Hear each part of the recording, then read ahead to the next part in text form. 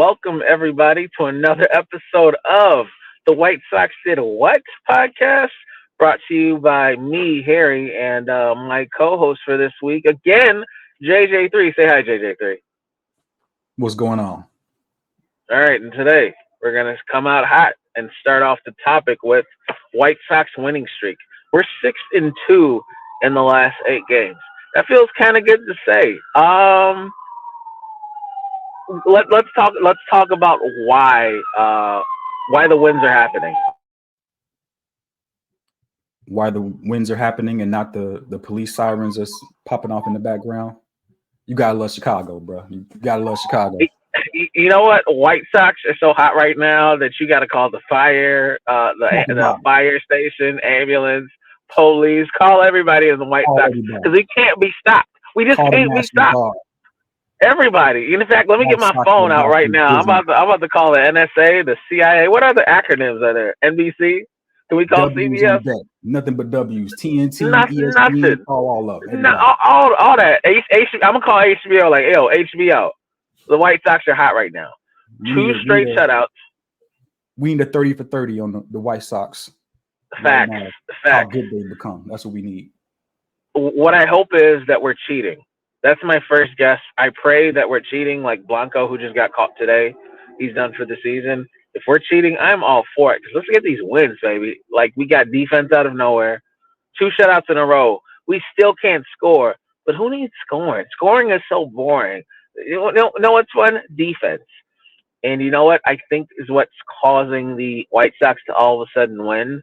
I just want to thank our show production assistant, Vince Saunders. Give yourself a hand. Do we have like clapping noises in the background? I want to thank him for betting against the Sox, because every time he bets against the Sox, we keep winning, and this is amazing. And then I prophesized it earlier. I expected 10-0. I said maybe 9-1, but I forgot Soroko's on the team, so I should have adjusted that to like 8-2, 7-3, because he's gonna have to pitch at least twice, and those are automatic losses. So I am very excited at our wins right now. I hope we can keep it up. We're only getting healthier. Robert is coming back. That's going to add more offense to our bet. So now instead of scoring 1 run a game, we'll score 2. He brings a lot better defense than anyone on the team, including Vaughn and Corey Lee, which are ironically our best 2 defenders as far as defensive ratings, because everyone's at a negative except Vaughn and Corey Lee, which is just so weird to me. But yeah, no, Vince, thank you for helping the White Sox win. I thought you Cubs fans were good for nothing, but apparently you guys are good for White Sox winning. So let's fucking LFG. Let's go. Let's fucking go. White Sox. Oh, playoffs coming soon. I can feel it in my bones. If y'all want a hot take from me today, we appreciate you, fam. We appreciate all the work that you've been doing, all that hard work, all those bets against the White Sox, all that money that I'm not gonna say White Sox. I'm not going to say championship yet, but I'm willing to say playoffs. Because, I'm hot take king. I'm hot take king of the world. I'm going for playoffs. And I haven't put it together yet, but I'm going to hot take a big trade Sox are getting. Because ain't no way we're giving away all our stars for nothing. I don't understand trades. I don't understand prospects. Baseball trades are so stupid. Why can't it be like NBA where we just trade for stars and we're trading stars away for guys who aren't going to play? Baseball. But what do you think are the reasons for the Sox winning, JJ3? I mean, at this point, I think the White Sox are just going to become buyers and just start scooping up all the elite top players in the sport and make this run for the division in the World Series. But honestly, I think what's contributed to the more recent success, aside from Vince, Tommy Pham, who I touched on previously, I mean, since he joined the team, I mean, he's been a spark plug. I mean, he's been a top of the order hitter through 15 games. He's hitting 293, 339, 448. I mean, those are all good numbers. You can't complain about anything that he's doing from a productivity standpoint. Can he continue with what he's doing since he joined the White Sox? We'll continue to watch and find out. But I mean, he's pretty much been a huge spark plug for the team. He's contributed in every offensive aspect. And they probably don't even get anywhere close to this win production without his arrival. So definitely give him. Really? I mean, you got So to you're give him saying some. his arrival, because I think he's batting top of the order. You're saying his arrival is what changed, is what the catalyst the Sox He's needed. Is been it what definitely been a because of his catalyst defense? because of his offense. I mean, again, listen, when I run through the offensive numbers and the futility of the White Sox, it can bring tears to your eyes, right? I mean, Right. they're still last in home runs. They're still last in hits. Like, I mean, their offensive numbers terrible. 30th in RBI, 117. Like the next closest team has 142. Like the Sox are bad.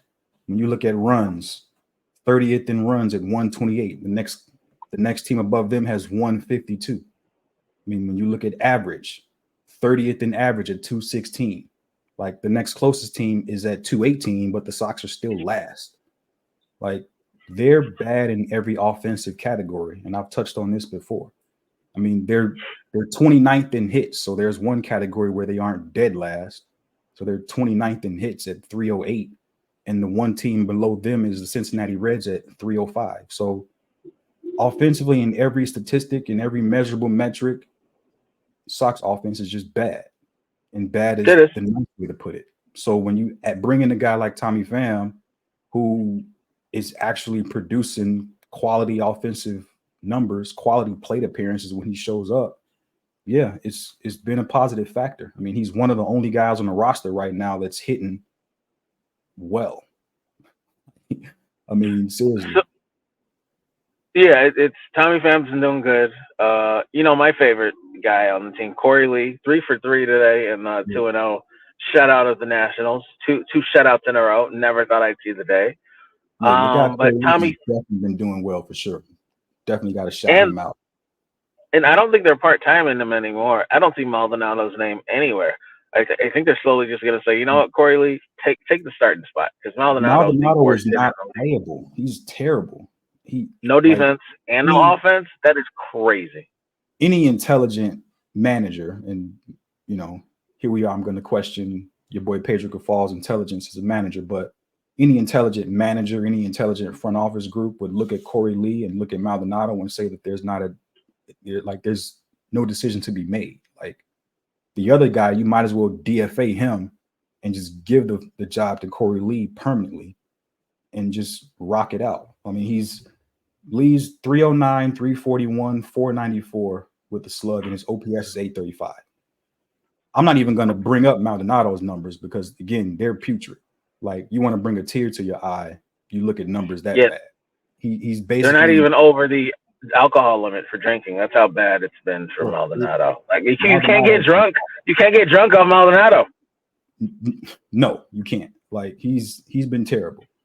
Like I need to get drunk off my Sox players. Pause. Hey, yo, no Diddy. I need to get drunk off these Sox players. And yeah, Maldonado's batting average is going to keep me sober. very much sober.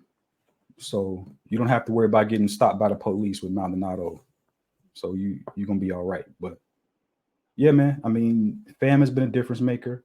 Paul DeJong, his numbers have improved slightly. He's at 248, 209, 462, 752 OPS.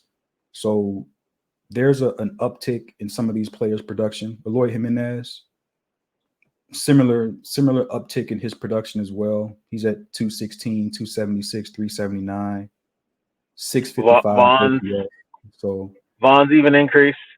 yeah, Tom even Vaughn's behind increased Sam. a little bit. He's still bad. I think in Only 3 home runs. yeah. Today's game he was second in the lineup. And you and I discussed previously. I mean, where can you hit him when everybody else in the lineup is hitting poorly as well? Where can you hit Vaughn? I mean, you can't move him too far down in the lineup when no one else is hitting well either. So he batted second today and nothing to show for it. Right? I mean, Yeah, he went over, but I still like him at second. I want to keep it going. It's not really helping Pham, who like gets on base. Yo, someone RBI me in so I can score. So for now, I'm okay with leaving him second. But if you want to Right. put Corey Lee at second, I wouldn't be mad at that. That could help scoring if Pham always gets contact and Corey Lee gets contact. Then Jimenez third.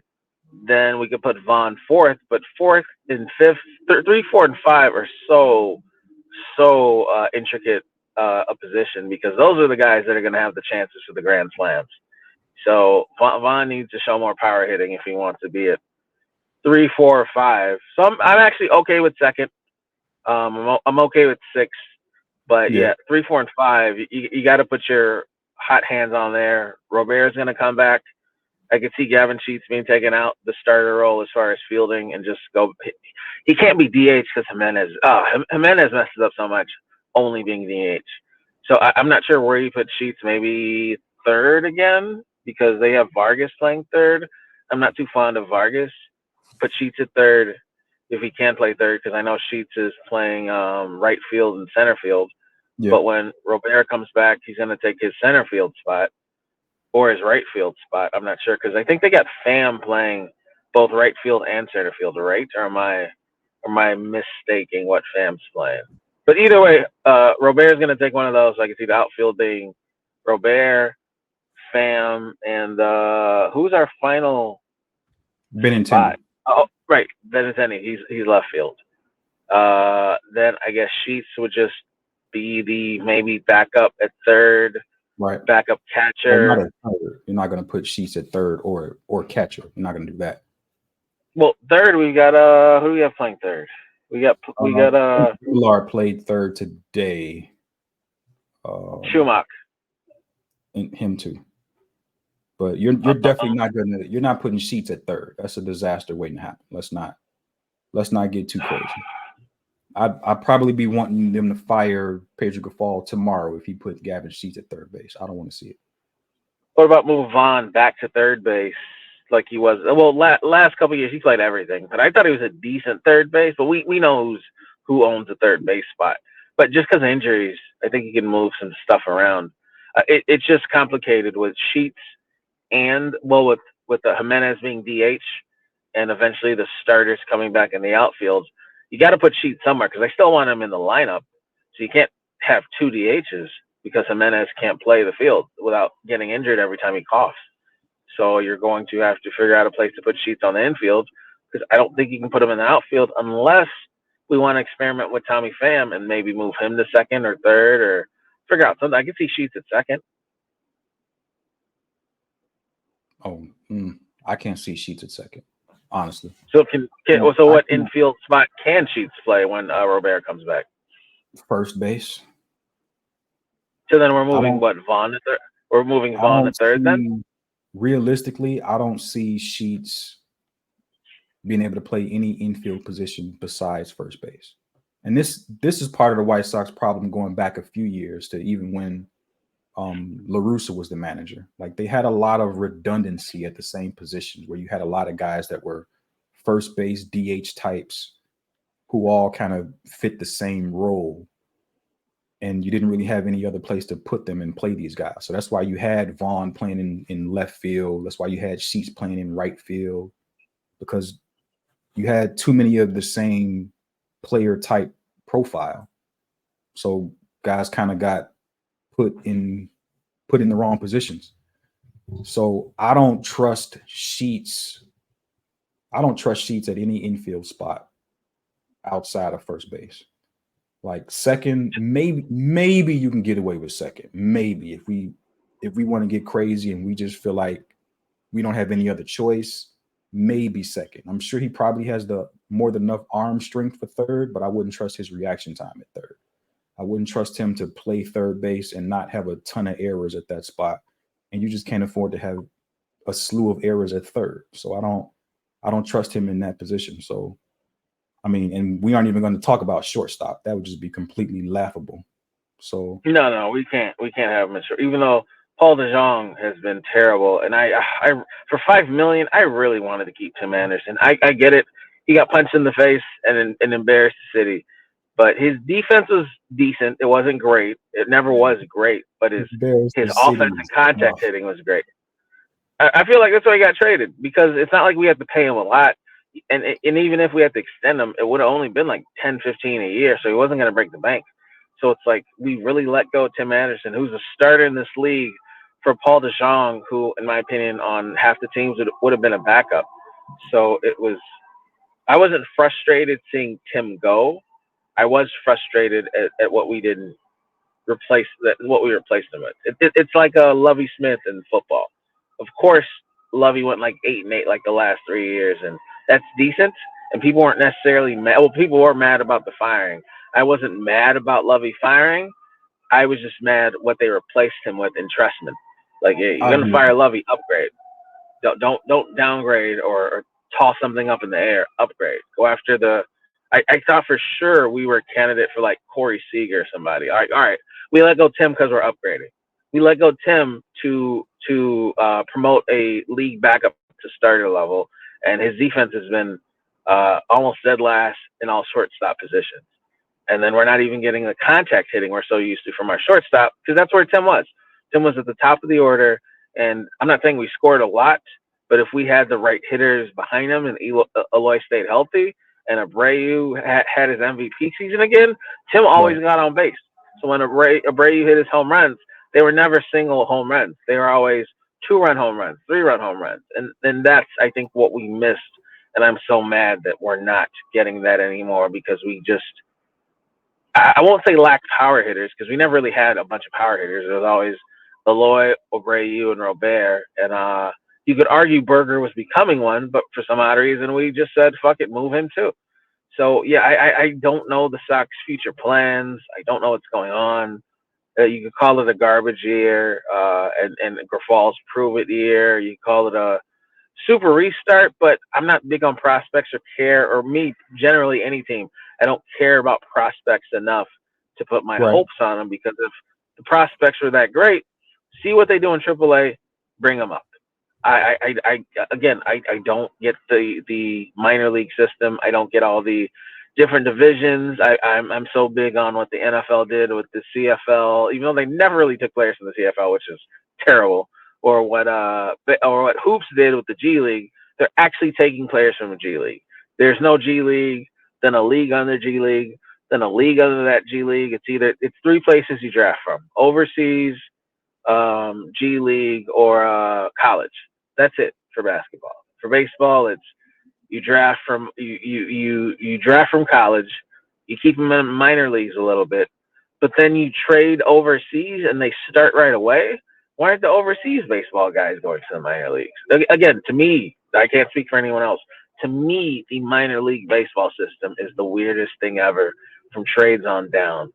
But if we're gonna, yeah, I think Anderson is also tradable, which is another thing that annoys me. We didn't trade him. We at least get, if it's big on prospects. You telling me Anderson wasn't worth the prospects, but he's worth a prospect, but he can go on another team and start right away? That shows there was some value there. So that's even more disappointing. We let a league starter go, and of course he would get on a team and start right away, because he was good enough to start. Not saying he was an all-star, but there was a time you could argue him a top 3 shortstop because of his contact hitting. Certainly not his defense. So I don't know what there is in our minor league as far as shortstops. I don't know if there's some free agent that everybody's waiting on, that Getz is waiting on, that we should get. I just don't know our plan. But then I'm not the biggest baseball guy as far as build a team. If you ask me to build a team, I'm pulling a Yankees. I'm not the Dodgers, because I don't know how to draft. I'm a Yankees. I'm like, hey, that guy's good. Let's see how much he'll go for. That's me. I'm convinced no one in the front office knows anything about baseball, but they know about money. That's what they know about money, and that's me. I'm spending like the Yankees and the Mets, but Mets spend on old players. Yankees spend on guys in their prime or just about to hit their prime. So I think Yankees gamble more than the Mets. Mets wait till they get older. Like, all right, let's go after him and hope he's still in his prime. But yeah, that's my minor league rant and roster build rant. I don't get Paul DeJong starting, and then we even had what's his face, Elvis Andrews. Yeah, Elvis came in with way better defense than Tim out the gate, and everybody was like, "Oh shoot!" But he just didn't have the offense. But it's a shortstop position. There's only like 5 shortstops that really have really good offense. Second base and shortstops are all about their defense, and you could argue they're interchangeable positions. Anyone who could play second base, you could probably put them at shortstop too. I mean, in my opinion. yeah, I wouldn't necessarily argue that. I probably more so disagree with that, but yeah, I don't. You threw me with that one, but anyway, as far as shortstops and as far as minor leagues, I'm gonna piggyback off your minor league rant, and I'm gonna discuss the minors. So, um, coincidentally enough, the Sox do have a shortstop in Double A, the Birmingham Barons affiliate, and he's actually not half bad. So Brooks Baldwin is a minor league shortstop for the Sox. Sounds like Um, such a serial killer name. He is I such a mean, serial killer. low key, you're not wrong. Like low key, got a name that sounds like he might be on the evening news, like he might eat Hey, it, something like that. But hopefully, he's not a psychopath. But as far as his productivity, I mean, he's hitting 372, 19 driven in, 9 stolen bases. His OPS is 921. I mean, hey, that's not bad for your shortstop. You know what I'm saying? how many Um, home runs? so that's what I was going to say next. As far as the home runs, there's not a lot of power there in that bat just yet. Maybe it'll come, but he's only hit one home run right now. So when I look at that, that gives me a little bit of cause for concern, right? 32 games, 121 at bats. You only got one home run to show for it. So is it just all contact driven or what? 24 strikeouts, 15 walks. So his strikeout to walk ratio, not half bad. 9 stolen bases, he's got some speed on him. He's only been caught stealing twice. So in terms of productivity at that position in the minors coming up, that's not bad. I mean, again, 372, 442, 479 slug, and a 921 OPS. You take that yesterday for the White Sox right now in terms of the major league roster. Whether or not he Nope. continues that throughout the season, whether or not he continues that when he gets called up to the next level is going to remain to be seen. He's not a guy that I'm expecting to see on the Sox in the near future. Let me just put it that way. There's probably going to still need to be some more time for growth with this guy. He doesn't sound like a starter because Paul DeJong does have more offense than him right now, in my opinion. But as far as defense, if he's a good defender, me personally, I take a defensive shortstop over an offensive shortstop. But I would need my first baseman to have the heavy bats, my center fielder to have the heavy bats, but shortstop and second base, I need more defense than offense because those line drives up the middle happen the most. So you need that defense at the shortstop and second base spot to catch all the balls and be the more accurate thrower because they probably protect the most runs at second base and probably convert the most double plays at shortstop and second base. So if he's got better defense than Paul, I'd actually like to see him start and take over, even though he won't hit as many home runs. Who knows? He might just be a really good contact hitter. He So, might. I mean, Paul's only got 6 home runs, so it's not like right. he's setting the world on fire either, right? You're No. not getting double-digit homers out of Paul DeJong. He's got 44 Right. strikeouts to 4 walks on the season.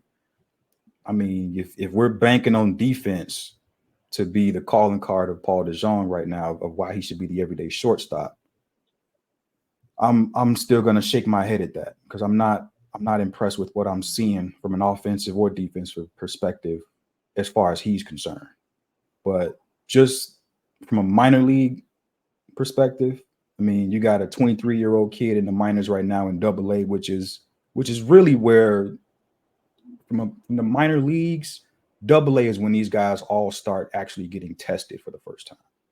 Because when you get drafted and you do all of that spring and winter ball and all that other crap that no one ever really cares about, and then you actually get into the minors and you go from low A to high A, everybody looks like a superstar in low A ball and high A ball.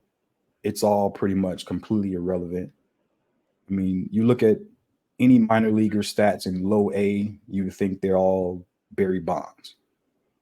You think they'd all be, prime Pedro Martinez. Like it doesn't matter. But once you get to Double A, that's when you finally start to separate, right? You start to finally see who do we project can actually play going forward, and who do we project might be a career minor league player or might just drop out of this thing and start working construction because baseball isn't in their future plans going forward.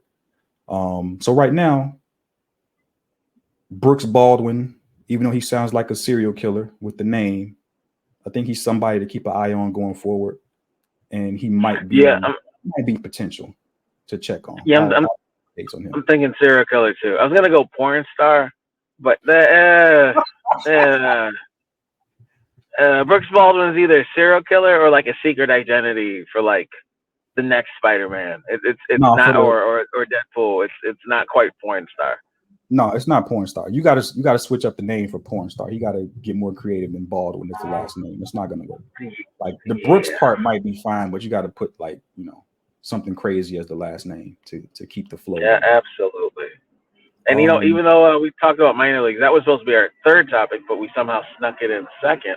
What I wanted to say is because we're 6-2 in our last 8 games, shall we look up the schedule for the next 6 games? Because I don't think it's a murderer's row. I think you think it's a murderer's row. As far as hitting, I think the murderer's row part is the pitching.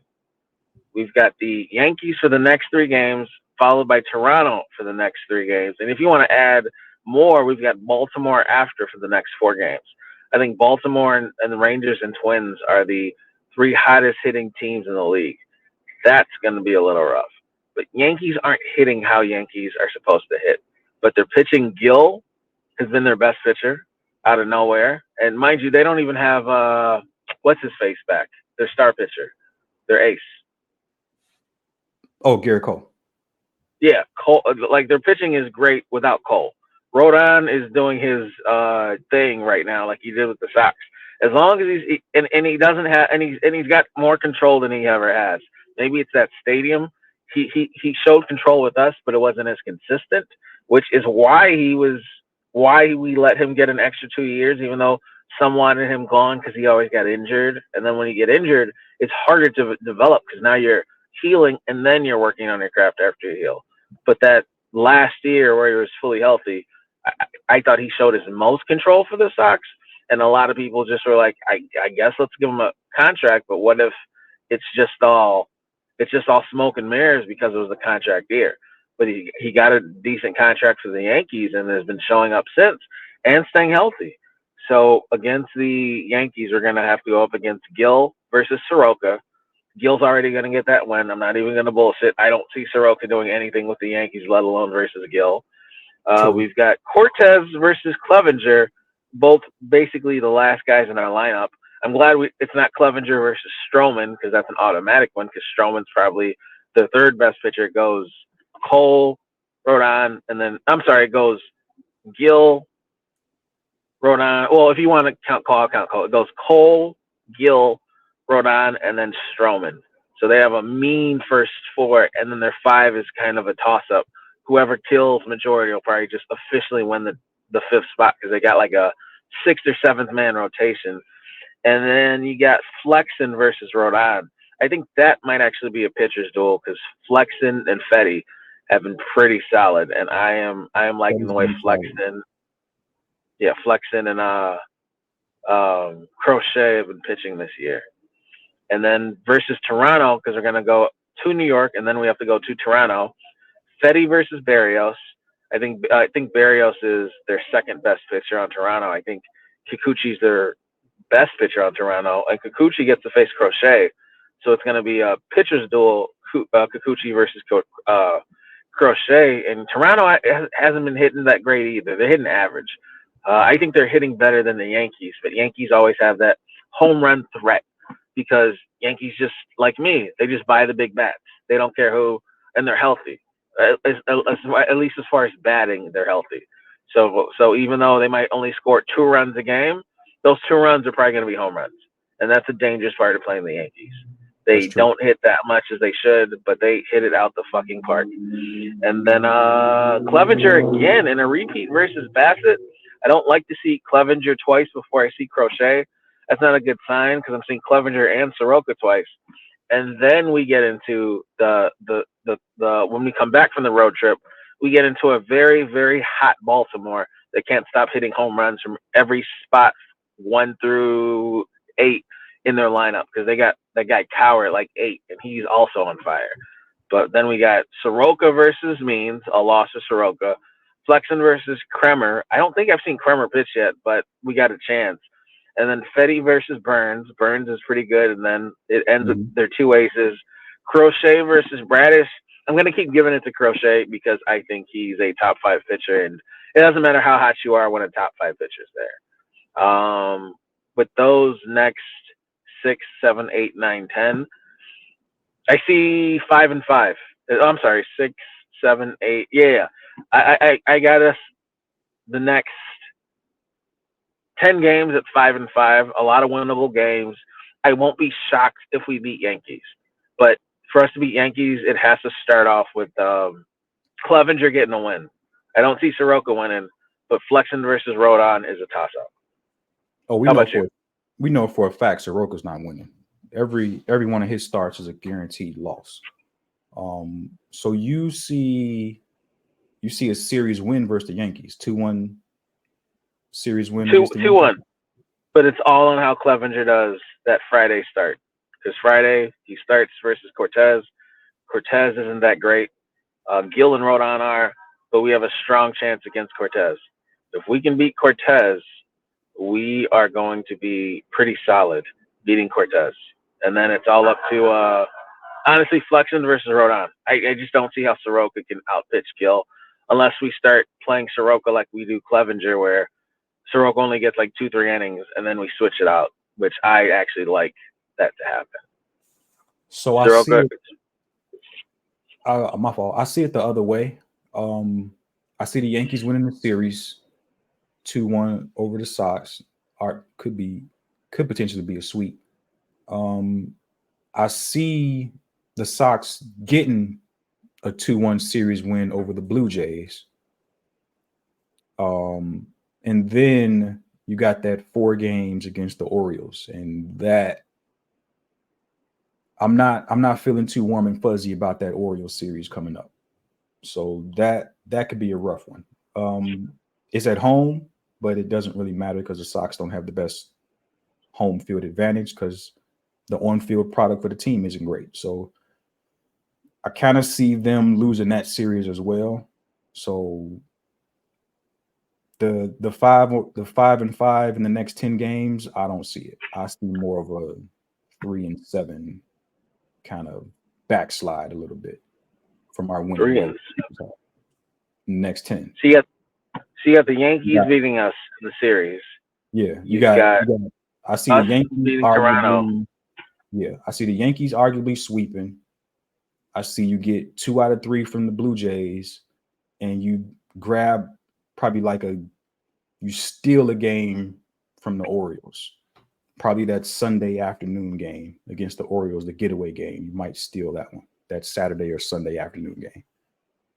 So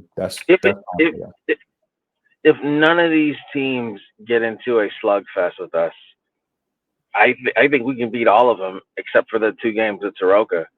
But slugfests are a downfall. The second someone scores 5 to 7 points, the game's over. Might as well go home. But as long as we can keep the Yankees to 2 to 3, like they've been scoring like us low key. Yankees just don't get swept. But Yankees will end games 4 to 2, 3 to 0, 2 to 3, 4 to 3. Like they're not killing in the bats. So as long as Yankees keep scoring what they score, I think we have a strong chance. It's the Orioles that are like every game ends like 9 to 3, 11 to 2, 8 to 5. And it's like, yo, Sox don't even score 5. Like what is happening right now? Ain't no way we're gonna outscore the Orioles. So it has to be pitching and defense.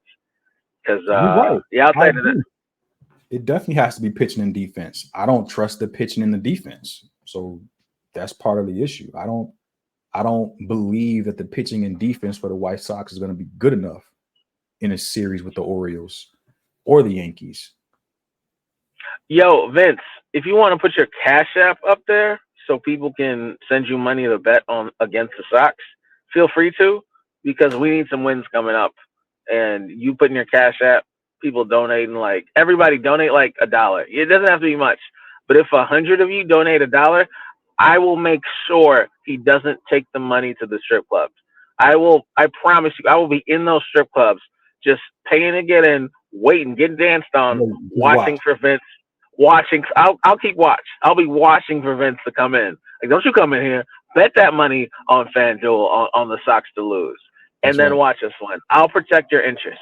I'll protect your vested interest in the White Sox winning. Send him $1, $5 max. But if a bunch of you, like 100 of you, just send him $5 each, I promise you, I will personally make sure he doesn't walk into these strip clubs. I'm gonna go to Theyve. I'm gonna go to Polecats.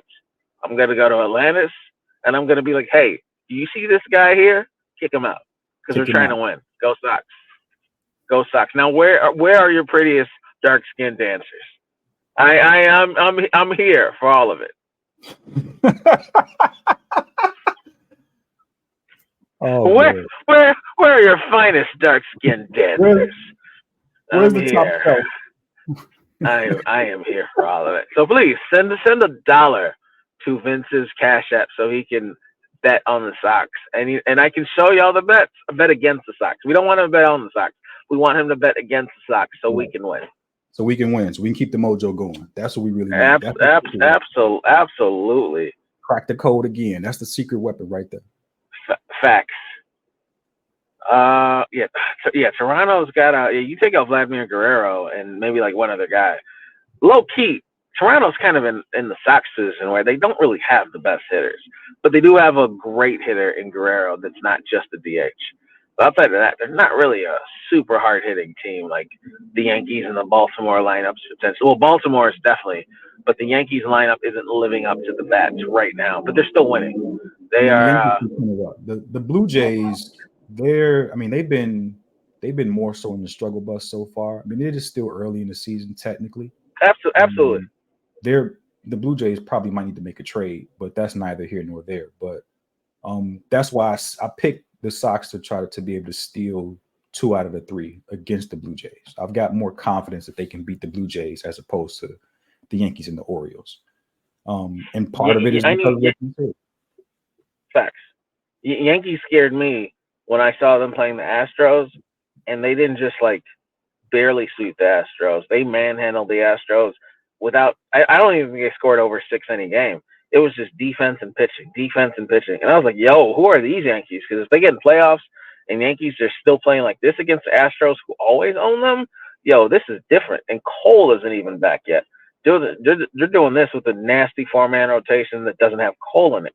So it's like, yo, these Yankees have upped the defense because it's certainly not the offense, but the big bats and offense scare people because of the names, not the production yet.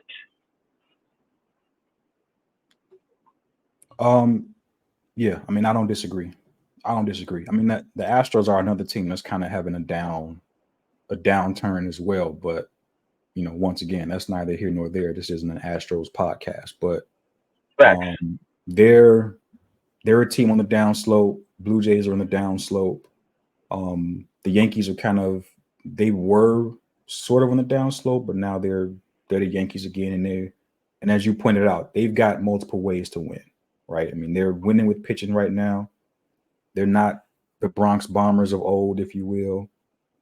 They haven't yet hit the stride where they're bludgeoning teams with 8, 9, 10 runs a game. They aren't at that point. Maybe they will be later on in the season. Who knows? But they're still at the top of the AL East.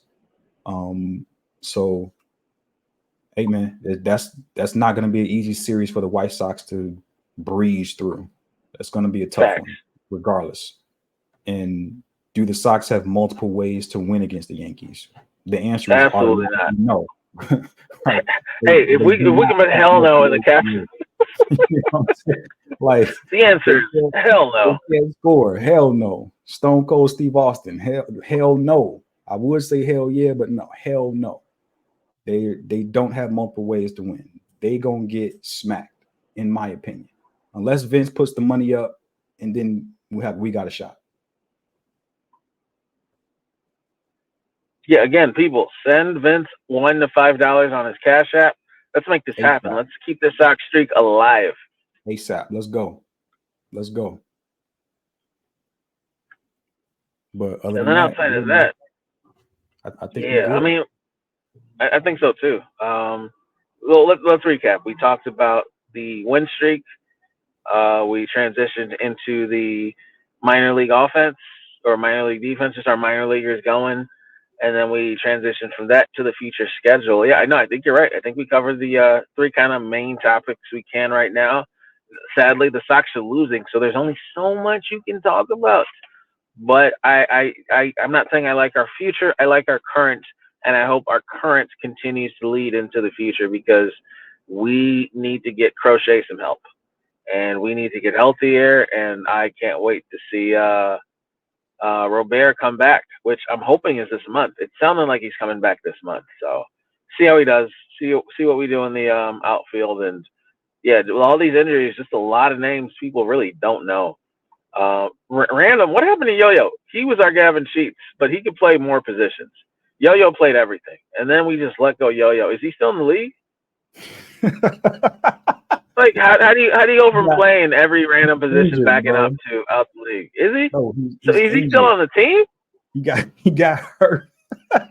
Did he? I was like, yo, where is Yo-Yo?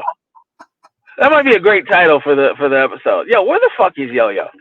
Like, is he on the team? Is he on in the MLB? I haven't seen Yo-Yo in forever. Yeah, he got hurt. He got hurt almost at the same time Luis Robert did. So yeah, he's on the injured list still. So not out of the league yet. He's not playing permanently in Cuba right now or somewhere in Japan. He's still a major league player, technically speaking. Yes. Gotcha. Yeah, but he probably won't be in the White Sox next year. I'm just going to put that out there right now. I mean, when this season is over, when next year rolls around, I don't expect to see Yoan Moncada wearing the White Sox jersey anymore. I don't know where he'll end up, but it probably won't be here. I'm like, I thought Yo-Yo was a Sox, but I haven't seen him. I don't remember Yo-Yo being in anything. So I was like, where's Yo-Yo? All right. Thanks, everybody, for watching your favorite White Sox podcast with JJ3 and his co-host, me, Harry, your White Sox good luck charm, and with Vince, our White Sox super good luck charm. Again, send him money on his Cash App so he can bet against the Sox and we can win. Send him all the money that you can. And I promise you, once again, I promise to go in each strip club, look for their finest dancers and camp there to make sure Vince does not walk in, because we don't need him spending the money on strippers. We need him betting against the Sox so the Sox can win. How much money are you spending though when you walk in there? I don't know. First, I'm going to let them know that I am a White Sox super fan. There you go. So they can say, you know what? Wow. All right. Here's some free dances from our finest dark-skinned women. And I can be like, why, thank you, kind sir. Yes, your finest dancers. Facts. And so I plan to spend nothing, but if they don't accept this $40, they're gonna have a tough time because I'm not paying whatever rate they have. It's all I got is $40 to them, so they have to work with that. Top shelf A1 dark skin strippers, got it. Yeah, absolutely. My favorite. Ain't that right, JJ3? My absolute favorite. All right. So for today's episode, yes, I'm in my car. Shut up, everybody. But for today's episode, thanks, everyone. Appreciate y'all. Bye. Peace.